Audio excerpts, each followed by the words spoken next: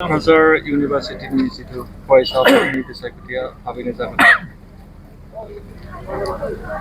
दिनै क'क्राझार इउनिभारसिटि आगोलाव जायखौनाखि Kokrajhar government college होननानै मिथियोमोन बेवहाय BSUआ मोनसे इउनिट कमिटि दंमोन आरो बे इउनिट कमिटिखौ दिनै पुराना कमिटिखौ डिजल्भ खालायनानै सिफायनानै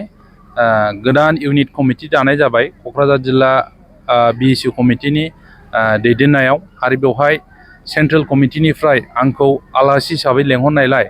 आङो BSUनिफ्राय आंजों लोगोसे आंनि भाइस प्रेसिडेन्टफोर सेक्रेटारिफोर बयबो नुजाफैनानै स्टुडेन्टफोरनि सिगाङाव माखासे खोथाफोर बुंफैनो मोनदों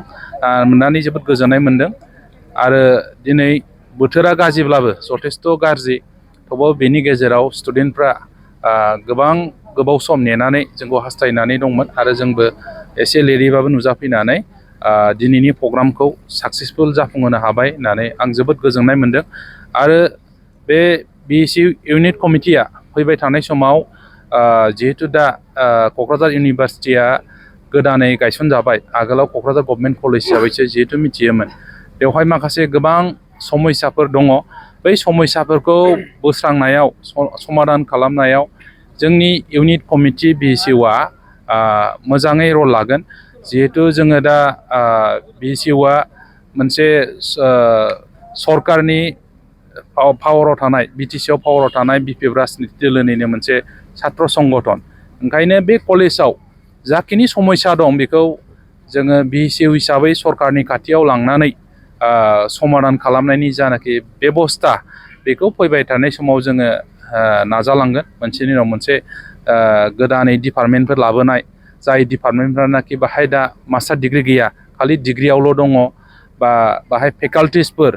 प्रफेसारफोरनि पस्ट नन टिचिं पस्ट केरानि LD बायदिसिना गोबां पस्ट लाबोनांगौ दं जिहेतु दाबो गोबां मावनांगौ खामानि दं इनिशियेल स्टेजाव दं बे इउनिभारसिटिया बे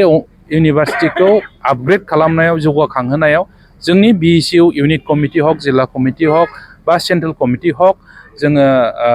मोजाङै रल लागोन आरो सरकारनि खाथियाव मोनफ्रोमबो समस्याखौ खिन्थानानै जोङो समाधान खालामनो नाजागोन आरो छात्र संगठन हिसाबै निस्सय जेखि इलेक्सन जाया मानो बाहाय जोंहा पार्टिसिपेट खालामनाय दायथ'आ दङ निस्सय बे कलेजावबो जुदि इलेक्सन जायोबा निस्सय जोंनि BSUनि तरफनिफ्रायबो बाहागो लानाया थागोन बाहाय जोंहा जेबो बुंनांगौ गैया आरो एबार मा बुस्थु मोनगोन केन्डिडेटआ बे दानिल' खोथा नङा जों मोनफ्रोमबो इउनिभारसिटि बा कलेज मोनफ्रोमबो सारा BTCनि जेसेबांनाखि कलेज इउनियन इलेक्सन जायो बाहाय जोङो जोंनि BTC ओनसोलाव थानाय छात्र छात्रीफोर जायफ्रानाखि कलेज इउनिभारसिटियाव फरायदों इन्डियानि डेम'क्रेटिक प्रसेसआव जाहाथे बिथांमोनाबो इनभल्भ जानानै सिस्टेमखौ सोलोंलांनो हायो भबिष्यतआव डेम'क्रेसिनि सासे गुड लिडार मोजां दैदेनगिरि जाहाथे जाहैनो हायो बेनि थाखाय जोङो BSUआ मोनसे प्लेटफर्म होयो जोंनि स्टुडेन्टफोरखौ स्टुडेन्ट इउनियन इलेक्सनफ्राव पार्टिसिपेट खालामनानै बिथांमोना डेम'क्रेसिखौ मोनसे प्रेक्टिस एक्सारसाइज खालामनायनि जाहाथे स्कप मोनो बेखौ जोङो जोंनि BSU तरफनिफ्राय प्लेटफर्मखौ होयो आरो बाखि बाहाय जेबो गाज्रि उद्देश्य बा एजेन्डा गैया आरो माबादि नुहुरो निस्सय जोंनि स्टुडेन्टफ्रासो गेलेगोन बाहाय कलेजनि जानाखि स्टुडेन्टफोर दं बिथांमोनासो पार्टिसिपेट खालामगोन बाहाय जोङो सेन्ट्रेल बा डिस्ट्रिक्ट कमिटिया बाहाय डाइरेक्टलि केम्पेइन खालामनो हाया पार्टिसिपेट खालामनो हाया बिथांमोनखौ जोङो मरेलि बा फिजिकेलि बा जिखिनि सापर्ट होनांगौ एसे एनैखौ जों होगोन निस्सय थागोन खिन्थु बाहाय जायफ्रानाखि फर्मेलि स्टुडेन्ट रेजिस्टार्ड बे इउनिभारसिटिनि स्टुडेन्ट बिथांमोनानो कन्टेस्ट खालामगोन बिथांमोनानो बे इलेक्सनाव रल लागोन बाहागो लागोन आरो जास्ट जोंनिफ्राय जानाखि मरेलि सापर्ट बा एसे एनै सापर्ट नांगौ बेफोरखौ जोङो खालामो आरो जोंनि संगठननि इउनियननि तरफनिफ्राय माब्ला जागोन बेखौ जोङो आं दा आंनि नलेजाव गैथ'वा माला जागोन हयथ' फार्स्ट उइक अफ नभेम्बरफोर जानो हागौ आरो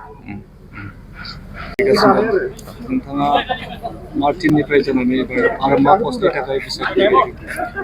गिबियावनोथ' बे गासिबो निउस मिडियानि जेसेबांनाखि नायगिरि बिथांमोन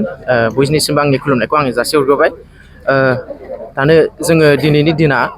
जोङो जिहेतु जोंनि फैगौ Kokrajhar university students union election बेजोंहाय जोंहा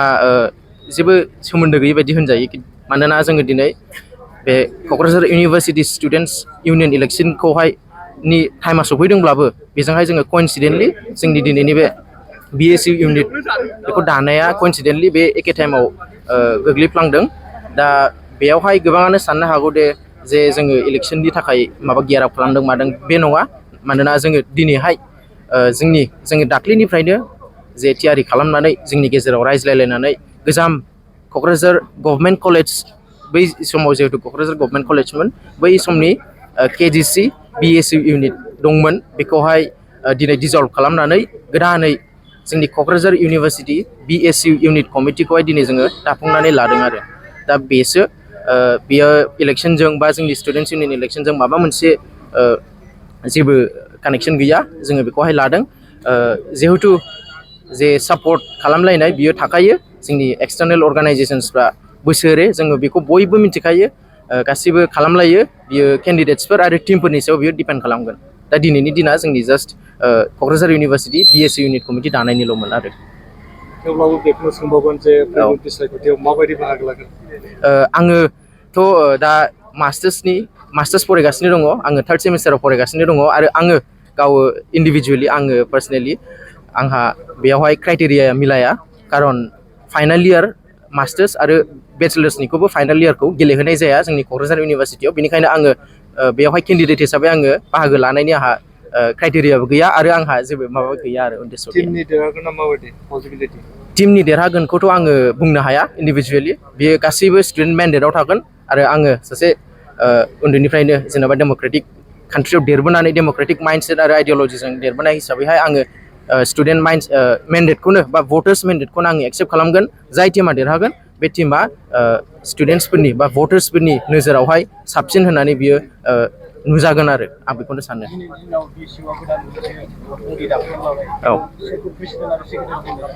दिनैनि जे क'क्राझार इउनिभार्सिटि BSU इउनिट जे दानानै लादों जोङो बेवहाय प्रेसिडेन्ट हिसाबै आफादगिरि हिसाबै आं जोंसा नार्जारि आङो झारबारिनि बे क'क्राझार डिस्ट्रिक्टनि झारबारिनिनो आङो दा इंलिश डिपार्टमेन्टआवहाय इंलिश बिफानाव आङो मास्टार्स खालामगासिनो दङ आंनि फाइनाल इयाराव आंखौहाय प्रेसिडेन्ट हिसाबै हाउसनि गनायनायावहाय आंखौहाय सायख'नानै लानाय जादों लोगोसे जोंहा फंबाय BA 5th सेमिस्टाराव फरायबाय थानाय जोंनिनो रिफल नार्जारि फंबायखौ जेनेरेल सेक्रेटारि हिसाबैहाय सायख'नानै लानाय जादों आरो